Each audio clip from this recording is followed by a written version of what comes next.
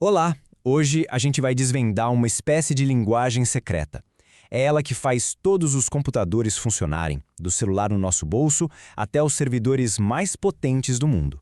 Vamos começar com uma pergunta que, no fundo, parece até um truque de mágica. Como é que o software, que é basicamente uma ideia, uma coisa abstrata que um programador escreve, consegue de fato conversar com o hardware? Como é que uma linha de código vira literalmente um pulso elétrico de verdade lá dentro de um chip? Bom, este é o nosso roteiro para a gente desvendar esse mistério. A gente vai seguir a jornada completa, desde a ideia abstrata até as filosofias de engenharia que fazem tudo isso virar realidade no silício. Ok, então vamos mergulhar de cabeça nisso. A ponte que conecta o mundo do software com o mundo do hardware tem um nome. É a arquitetura de conjunto de instruções ou, para facilitar, ISA. Pensa na ISA como se fosse o dicionário oficial que um processador entende. É tipo um contrato assinado entre o programador e o chip. Ele diz o seguinte, olha, se você me der estas instruções aqui, eu garanto que vou executar exatamente estas ações. Nem mais, nem menos. Agora, a parte realmente interessante é que criar uma ISA é sempre um grande ato de equilíbrio.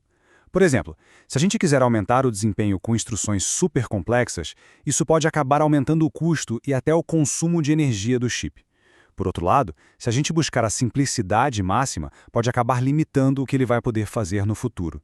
É uma dança de engenharia muito delicada e cada passo tem consequências reais. Então tá. Como é que um programa sai de uma linguagem que a gente entende e chega em algo que o processador consegue de fato executar? Bom, tudo começa com uma linguagem de alto nível, como a linguagem C. A gente chama de alto nível porque ela usa palavras e conceitos matemáticos, o que a torna bem mais próxima do jeito que a gente pensa. Só que o hardware não entende A igual a B mais C. Para ele, isso não significa nada. Isso precisa ser traduzido para uma linguagem chamada assembly, que já é uma representação simbólica de baixo nível, muito mais próxima das operações que o processador de fato consegue fazer.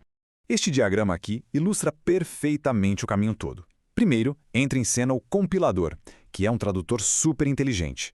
Ele pega o código em C e converte para as instruções em assembly, que o humano ainda consegue ler. Logo depois, vem o montador, ou assembler, que faz a tradução final. Ele pega essas instruções simbólicas e transforma no destino final de tudo, o código de máquina binário.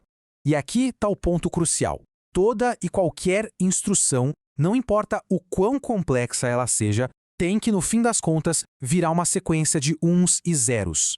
É nesse nível, o mais baixo de todos, que a mágica acontece. É aqui que o código vira eletricidade. Vamos agora para a nossa primeira filosofia de ISA. Para entender essa, é só imaginar o funcionamento daquelas calculadoras de bolso bem antigas e simples. A palavra-chave dessa arquitetura é simplicidade. Existe um único lugar especial para fazer contas, um registrador, que é uma memóriazinha ultra rápida dentro da CPU, chamado acumulador. Ele é o centro de tudo. Pensa nele exatamente como a tela da calculadora. Você coloca um número lá, opera com outro e o resultado aparece no mesmíssimo lugar. Para fazer uma soma simples, o processo é bem sequencial. Primeiro a gente carrega o valor de x da memória para dentro do acumulador. Depois a gente pega o valor de y da memória e soma com o que já está lá no acumulador. E por fim, a gente pega o resultado que apareceu no acumulador e guarda de volta na memória, na posição z. Simples, direto e reto. A próxima arquitetura funciona de um jeito bem diferente. É como uma pilha de pratos. A gente só consegue pegar os que estão no topo. Numa máquina de pilha, os dados, que a gente chama de operandos, são empilhados um sobre o outro. As operações, tipo uma soma, acontecem sempre nos itens que estão no topo da pilha, e o resultado substitui eles. O mais interessante é que as instruções, como ADD, nem precisam dizer onde estão os números. Já está combinado que eles estão sempre no topo da pilha. Isso faz com que o código fique bem compacto. A mesma soma aqui segue um fluxo diferente. Primeiro, a gente empurra o valor de x para a pinha com um push. Depois, empurra o y. A instrução ADD, então, automaticamente pega esses dois valores do topo, soma e coloca o resultado de volta. Para finalizar, a instrução POP tira o resultado da pilha e armazena ele lá em Z.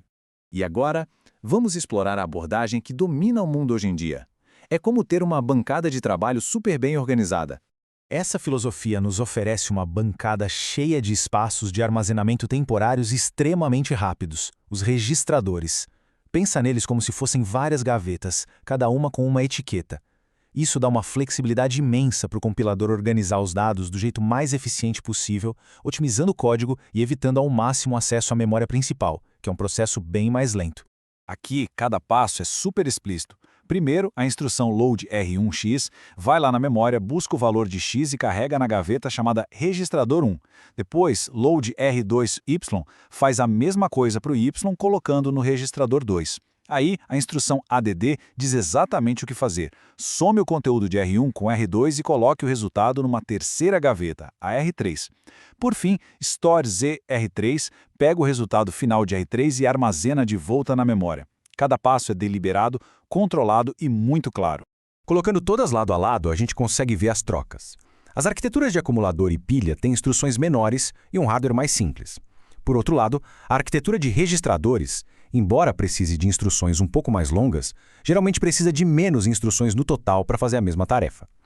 E no mundo dos processadores, menos instruções executadas quase sempre significa mais velocidade e melhor desempenho. Então, por que a arquitetura de registradores de propósito geral virou padrão para praticamente tudo que a gente usa hoje? No fim das contas, a resposta é desempenho. Essa arquitetura ofereceu a melhor tela em branco para os compiladores inteligentes trabalharem. A flexibilidade de ter vários registradores para manipular dados superou os benefícios de simplicidade dos outros modelos, permitindo otimizações que antes eram simplesmente impossíveis.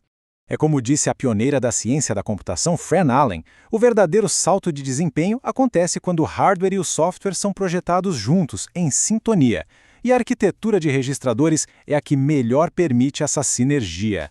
Isso tudo nos deixa com uma última reflexão. Conforme a computação avança para a era da inteligência artificial e do processamento de quantidades gigantescas de dados, será que essa conversa fundamental entre software e hardware vai ter que evoluir de novo? Que novas linguagens, talvez completamente diferentes, as nossas máquinas vão precisar aprender no futuro?